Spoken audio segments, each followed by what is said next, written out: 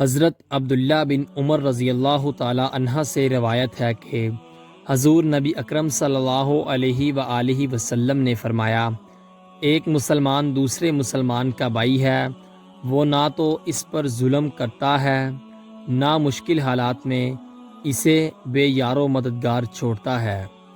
جو شخص اپنے مسلمان بھائی کے کام آتا رہتا ہے، اللہ تعالیٰ اس کے کام میں مدد کرتا رہتا ہے، اور جو شخص کسی مسلمان کی دنیاوی مشکل حل کرتا ہے، اللہ تعالیٰ اس کی اخروی مشکلات میں سے کوئی مشکل حل فرمائے گا، اور جو شخص کسی مسلمان کی پردہ پوشی کرتا ہے، اللہ تعالیٰ قیامت کے دن اس کی پردہ پوشی فرمائے گا۔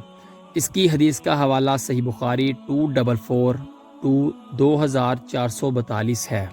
نبی کریم صلی اللہ علیہ وآلہ وسلم نے فرمایا، آباد رہے وہ شخص جس نے میری حدیث سنی اور آگے پہنچائی۔ آپ اپنے عزیزوں کو یہ ویڈیو لازمی شیئر کریں تاکہ وہ بھی ثواب حاصل کر سکیں۔